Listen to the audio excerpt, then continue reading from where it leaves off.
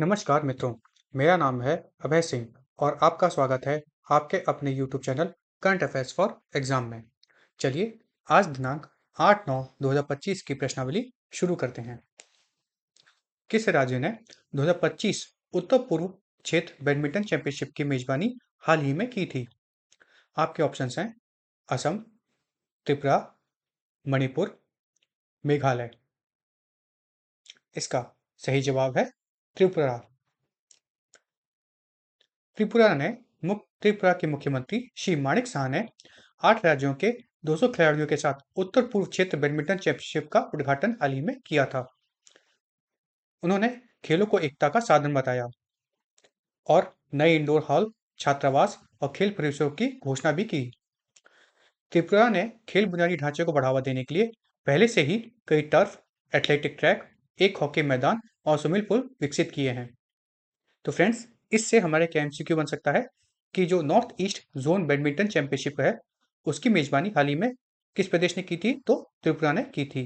और उसका उद्घाटन किसने किया था? तो त्रिपुरा के मुख्यमंत्री श्री माणिक साह जी ने किया था। चलिए अगले प्रश्न पर आते हैं। प्रतिबंध के बाद भी नेपाल में कौन सा सोशल मीडिया प्लेटफॉर्म वैध है? आपके ऑप्शन हैं एस, फेसबुक, व्हाट्सएप या टिकटॉक। इसका सही जवाब है टिकटॉक। नेपाल सरकार ने फेसबुक, एक्स, यूट्यूब, व्हाट्सएप सहित 26 अपंजीकृत मतलब जो रजिस्टर्ड नहीं हुए हैं, अनरजिस्टर्ड सोशल मीडिया प्लेटफॉर्म्स हैं, उनको हाल ही में बैन कर दिया है। यह नेपाल के सोशल मीडिया विनियम 2080 के निर्देश के तहत प्लेटफॉर्म को स्थानीय स्तर पर कार्यालय और अनुपालन अधिकारी के साथ पंजीकृत होने में कहता है। अर्थात फ्रेंड्स, शॉर्ट में बताऊं तो आपको ये सभी को पता होगा कि हमारे देश में अभी जो साल चल रहा है वो 2025 चल रहा है, पर नेपाल में हिंदू कैलेंडर चलता है। तो वहां पे अभी जो साल चल रहा था मतलब वो 2080, उसके तहत सोशल मीडिया विनियम 2080 एक सोशल मीडिया रेगुलेशन 2080 वहां पे नियम लाया गया था, एक रेगुलेशन, एक एक्ट लाया गया था, जिसके तहत जितने भी सोशल मीडिया प्लेटफॉर्म है बाहर के, उनको वहां पे रजिस्टर्ड होना है। कहाँ पे? नेपाल सरकार में, नेपाल सरकार के अंतर्गत। तो ये जितने भी प्लेटफॉर्म थे सोशल मीडिया वाले, फेसबुक, एक्स, यूट्यूब, व्हाट्सएप, वो वहाँ रजिस्टर्ड नहीं हुए थे, जिस कारण से वहां पे उसे बैन कर दिया गया। टिकटॉक जो है वो नवंबर 2024 में ही नेपाल में रजिस्टर्ड हो गया था, इसलिए टिकटॉक अभी भी चालू है। चलिए अगले प्रश्न पर आते हैं। दक्षिण कोरिया के अमेरिकी निवेश प्रतिज्ञा में से किस क्षेत्र को $150 बिलियन मिलेंगे? मतलब दक्षिण कोरिया ने हाल ही में अमेरिका के किस क्षेत्र में $150 बिलियन के निवेश की घोषणा की है? आपके ऑप्शंस हैं AI, mineral, ship building, pharma. इसका सही जवाब है शिप बिल्डिंग। हाल ही में दक्षिण कोरिया ने जुलाई में टैरिफ कम करने वाले व्यापार समझौते के तहत अमेरिकी उद्योगों में $350 अरब के निवेश का वादा किया है। अच्छा, ये $350 निवेश का वादा किया है, इसमें से $150 जो है वह शिप बिल्डिंग को मिलेंगे, मतलब जहाज निर्माण को। इस तथा बचे कितने? $200 बिलियन, उसमें से 100 जो है वह एलएनजी खरीद में जाएंगे और 50 जो है वह विमान ऑर्डर के लिए निर्धारित किए गए हैं। अच्छा, ये समझौता क्यों किया गया है? जिससे कि जो साउथ कोरिया है, जब वो अमेरिका में निवेश करेगा तो अमेरिका में जो मैन्युफैक्चरिंग है वो बढ़ेगी और वहाँ पे जॉब्स भी बनेंगी। अच्छा, इसके एवज में साउथ कोरिया को क्या मिलेगा? तो साउथ कोरिया को जो साउथ कोरिया के टैरिफ हैं उसको कम कर दिया जाएगा। चलिए अगले प्रश्न पर आते हैं। दिसंबर 2024 के बाद कौन सा हवाई ज्वालामुखी 32वीं बार हाल ही में फटा है? आपके ऑप्शंस हैं मोना लाओ, कीला हुआ, हुलालाई, लोही। इसका सही जवाब है कीला हुआ। हवाई का किलुआ ज्वालामुखी दिसंबर के बाद हाल ही में 32वीं बार फटा है अथा और इसमें से 100 मीटर ऊंचा लावा भी निकला है। फ्रेंड्स, हमें बस यहाँ पे ये याद रखना है कि कीला हुआ जो ज्वालामुखी है वह हवाई में स्थित है। चलिए अगले प्रश्न पर आते हैं। सरस आजीविका मेला 2025 का विषय क्या है? आपके ऑप्शंस हैं vocal for local, digital rural India, women in trade, लखपति दीदीज। इसका सही जवाब है लखपति दीदीज। सरस आजीविका मेला 2025 दिल्ली में स्वयं सहायता समूह को अर्थात सेल्फ हेल्प ग्रुप SHG की 400 ग्रामीण महिलाओं के साथ शुरू किया गया है। अच्छा, लखपति दी बनाना जो थीम पर आधारित यह मेला है, इसमें हस्तशिल्प, हथकरघा, प्राकृतिक खाद्य पदार्थ और काष्ठ कला का प्रदर्शन किया जाएगा। ग्रामीण विकास मंत्रालय द्वारा आयोजित यह मेला 22 सितंबर तक मेजर ध्यानचंद स्टेडियम में चलेगा। दीनदयाल अंत्योदय योजना नेशनल रूरल लाइवलीहुड मिशन से जुड़े 90 लाख स्वयं सहायता समूह की महिलाओं के माध्यम से जुड़े 10 करोड़ महिलाओं को प्रदर्शन और बिक्री का इसमें लाभ मिलेगा। चलिए अगले प्रश्न पर आते हैं। शिव ओणम से पहले कौन सा दिन उत्तरदा पचिल खरीदारी के लिए मनाया जाता है?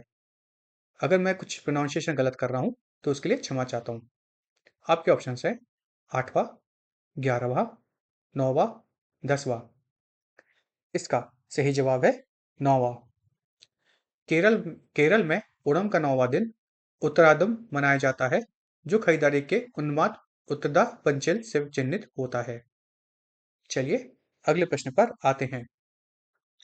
CMS एजुकेशन 2025 के अनुसार कुल नामांकनों में सरकारी स्कूलों की हिस्सेदारी कितनी है? आपके ऑप्शन हैं 56%, 32%, 30%, 66%। इसका सही जवाब है 56%। चलिए इसके बारे में जानते हैं। CMS एजुकेशन 2025 इसको हम कुल मिला के कहते हैं कंप्रहेंसिव मॉड्यूलर सर्वे। CMS ये होता है फुल फॉर्म इसका।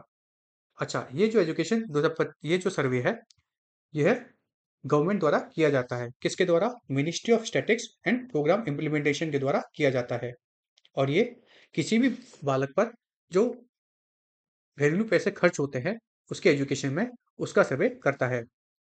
अप्रैल से जून 2025 तक कंप्यूटर सहायता प्राप्त व्यक्तिगत साक्षात्कार अर्थात computer assisted personal interviews CAPI का उपयोग करके डेटा इसमें एकत्र किया गया है, जिसमें सरकारी और निजी दोनों स्कूल शामिल हैं।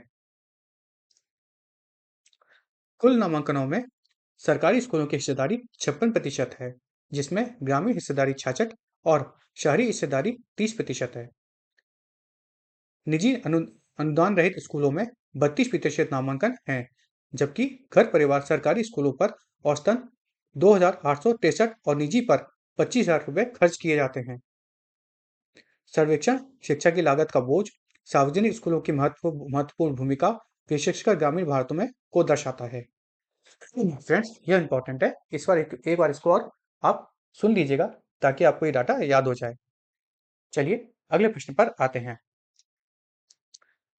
निम्नलिखित में से किसने विशाखापट्टनम में INS उदयगिरी और INS हिमगिरी का को कमीशन किया है? आपके ऑप्शन हैं श्री राजनाथ सिंह, श्री अमित शाह, श्रीमती निर्मला सीतारमन, श्री अश्विनी वैष्णव। इसका सही जवाब है श्री राजनाथ सिंह। रक्षा मंत्री श्री राजनाथ सिंह ने 26 अगस्त 2025 को विशाखापट्टनम में INS उदयगिरी और INS हिमगिरी को कमीशन किया है। INS उदयगिरी और INS हिमगिरी एक स्टेल्थ फ्रिगेट है, जिसे प्रोजेक्ट 17A के तहत निर्माण किया गया है। इसमें 75% से अधिक स्वदेशी सामग्री लगाई गई है। अच्छा, इसे MDL मैजागॉन डॉक लिमिटेड और GRSE garden reach shipbuilders limited द्वारा बनाया गया है। डबल कमीशनिंग भारत की नौसैनिक आधुनिकरण और स्वदेशी जहाज निर्माण क्षमताओं को उजागर करती है। मतलब इसमें साफ है कि दो अलग अलग कंपनियों द्वारा दो अलग अलग स्टेल्थ फ्रिगेट बनाए गए हैं भारत एक ही प्रोजेक्ट के अंतर्गत भारत के लिए। इससे यह कहा जा सकता है कि भारत की विनिर्माण अर्थात मैन्युफैक्चरिंग जहाजों के मामले में इंप्रूव हो रही है। दोनों फ्रिगेट उन्नत सेंसर, मिसाइल और स्टेल्थ फीचर्स से लैस हैं, जो बहुक्षेत्रीय समुद्री मिशनों को पूरा करने में सक्षम हैं। अच्छा, ये भारत के नेबरहुड फर्स्ट और महासागर विजन को सुदृढ़ करते हैं और आपदा क्षमताओं को भी मजबूत करते हैं और भारत को एक ब्लू वाटर नेवी बनने में भी मदद करते हैं। चलिए अगले प्रश्न पर आते हैं। आईपीपीबी ने हाल ही में भारतीय रुपए में कितना लाभ दर्ज किया है? आपके ऑप्शंस हैं 134 करोड़, 200 करोड़, 75 करोड़, 500 करोड़। इसका सही जवाब है 134 करोड़। आई India Post Payment Bank IPPB ने हाल ही में 134 करोड़ का लाभ दर्ज किया है और 2000 करोड़ से अधिक का राजस्व तथा देश भर में 12 करोड़ ग्राहक हासिल किए हैं। आईपीपीबी ने 2 वर्षों में 60 से 70% की वृद्धि दर्ज की है। अच्छा, ये जो है आईपीपीबी अर्थात इंडिया पोस्ट पेमेंट बैंक, यह ग्रामीण व दूर दराज क्षेत्रों में डिजिटल समावेशन को विस्तार देता है, इसलिए यह जरूरी है। यह बैंक जो है वह गांव के अंतिम छोर तक पहुंच में मदद प्रदान करता है। चलिए अगले प्रश्न पर आते हैं। 25 अगस्त से 4 सितंबर तक 5वां लोक संवर्धन पर्व कहाँ आयोजित किया जाएगा? आपके ऑप्शंस हैं मुंबई, कोची, लखनऊ, पटना। इसका सही जवाब है कोची। 10 दिवसीय लोक संवर्धन पर्व कोची केरल में आयोजित होगा, जिसका उद्घाटन केंद्रीय राज्य मंत्री श्री जॉर्ज कुरियन करेंगे। इसमें 100 से अधिक शिल्पकार और 15 पार्क विशेषज्ञ अल्पसंख्यक समुदाय को उजागर करने वाले शिल्प, भोजन और प्रस्तुतियां प्रदर्शित करेंगे।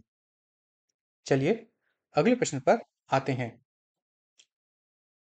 नागालैंड के 22वें राज्यपाल के रूप में किसने हाल ही में शपथ ली है? श्री जेंगलियांग, श्री रियो, श्री गणेशन, श्री भल्ला।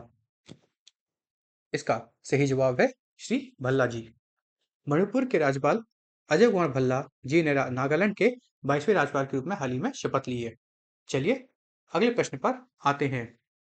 किस घाटी ने 2025 समर फेस्टिवल की मेजबानी की जो एक स्नो फेस्टिवल में बदल दिया गया है? आपके ऑप्शंस हैं नुब्रा, स्पीति, जांस्कर, सोरू।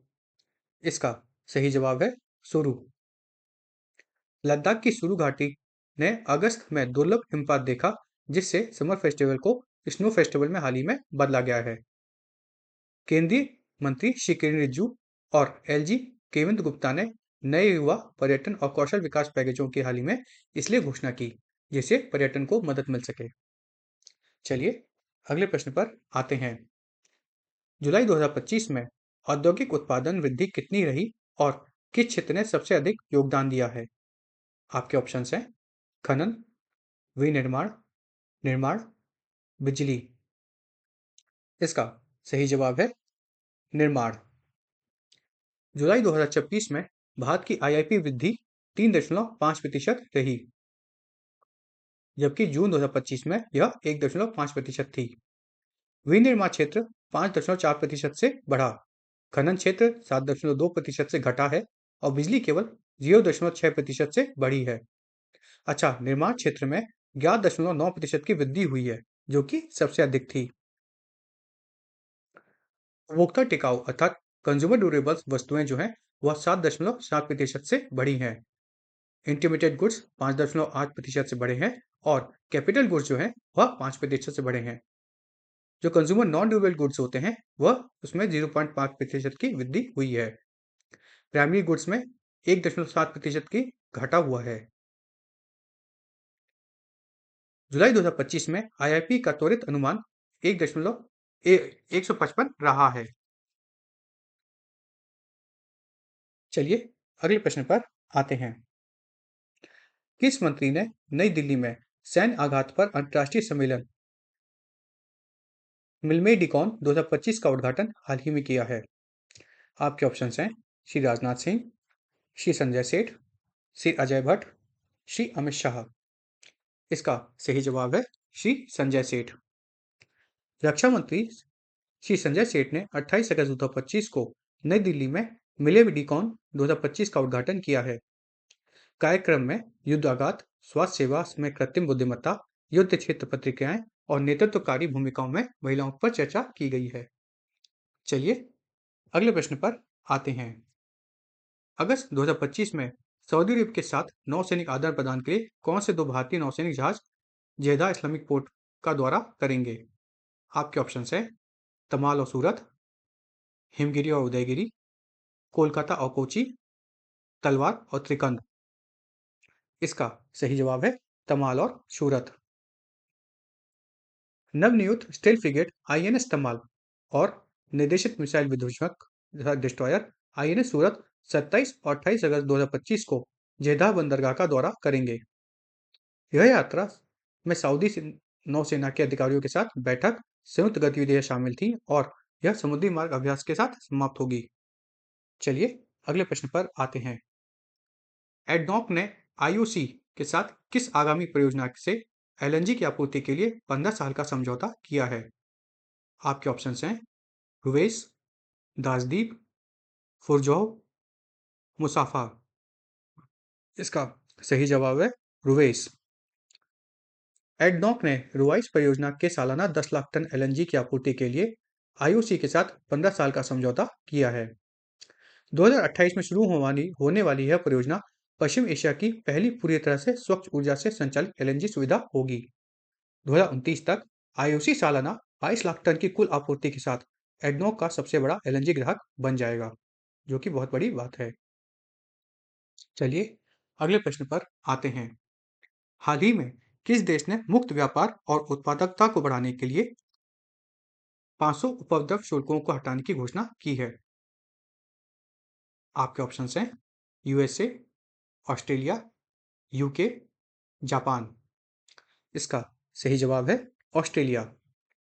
ऑस्ट्रेलिया ने अगस्त 2025 में टायर और टेलीविजन जैसी वस्तुओं पर लगने वाले 500 न्यूसेंस टैरिफ जो हैं उसको हटाने की घोषणा की है। इस सुधार से जो बिजनेस है यूएसए ऑस्ट्रेलिया में, उसमें $32 मिलियन की बचत होगी और शुल्कों में $80 मिलियन से भी कम की बचत होगी। यह 2 दशकों में ऑस्ट्रेलिया का सबसे बड़ा एक तरफा सुधार शुल्क है, जिससे व्यापार और उपभोक्ता लागत में कमी आएगी। इससे ऑस्ट्रेलिया की जीडीपी बढ़ने की उम्मीद है।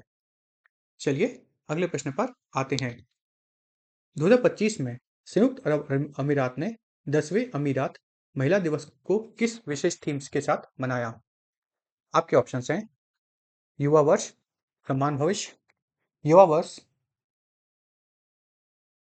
एक साथ मजबूत या हाथ में हाथ। मैं इसको इंग्लिश में पढ़ देता हूँ क्योंकि थीम हमेशा इंग्लिश में पढ़ना चाहिए। Year of youth, equal future, strong together, hand in hand. इसका सही जवाब है हैंड इन हैंड। यूएई ने 28 अगस्त 2025 को 10वां अमीराती महिला दिवस मनाया, जिसका थीम था हैंड इन हैंड। यह 1975 में शेख फातिमा द्वारा स्थापित जनरल वुमेन यूनियन की 50वीं वर्षगांठ का स्मरणोत्सव था। चलिए अगले प्रश्न पर आते हैं। किस देश ने 2025 में श्रीलंका के साथ पहली बार राजनयिक परामर्श किया? आपके ऑप्शंस हैं इटली, फ्रांस, जापान, यूके। इसका सही जवाब है इटली। हाल ही में श्रीलंका और इटली ने कोलंबो में अपना पहला राजनयिक परामर्श आयोजित किया, जिसकी सह अध्यक्षता उप मंत्री अरुण हेमेंद्र और मारिया त्रिपोदी ने की थी। इसमें समझौते पर हस्ताक्षर किए गए, जिसमें व्यापार, पर्यटन, ऊर्जा, श्रम गतिशीलता अर्थात लेबर मोबिलिटी और रक्षा सहयोग शामिल थे। श्रीलंका का 5वें बड़े सबसे बड़े निर्यात बाजार इटली ने प्रवासन, कार्यबल गतिशीलता और ड्राइविंग लाइसेंस की पारंपरिक मान्यता पर भी समर्थन का वचन दिया है। फ्रेंड्स, आज की प्रश्नावली यही समाप्त होती है। चलिए आज जो हमने पढ़ा है उसका एक बार रिवीजन कर लेते हैं। श्रीलंका और इटली ने कोलंबो में अपना पहला राजनयिक परामर्श आयोजित किया, जिसकी सह अध्यक्षता उप मुख्यमंत्री अरुण हेमेंद्र और मारिया त्रिपोदी ने की। त्रिपुरा के मुख्यमंत्री श्री माणिक साहा ने 8 राज्यों के 200 खिलाड़ियों के साथ उत्तर पूर्व क्षेत्र बैडमिंटन चैंपियनशिप अर्थात north east zone badminton championship का उद्घाटन किया। नेपाल सरकार ने फेसबुक, एक्स, यूट्यूब और व्हाट्सएप सहित 26 अपंजीकृत सोशल मीडिया प्लेटफॉर्म पर प्रतिबंध लगाने का आदेश दिया है। हवाई के किला हुआ ज्वालामुखी दिसंबर के बाद 32वीं बार फटा है, जिससे 100 मीटर ऊंची लावा निकला है।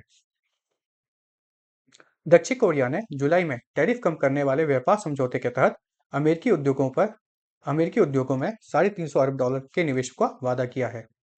सरस आजीविका मेला 2025 दिल्ली में स्वयं सहायता समूह की 400 ग्रामीण महिलाओं के साथ शुरू किया गया।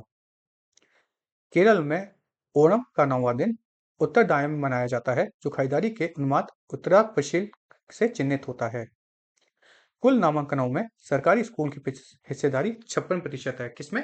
CMS एजुकेशन 2025, जिसमें ग्रामीण की हिस्सेदारी 66% और शहरी हिस्सेदारी 30% थी।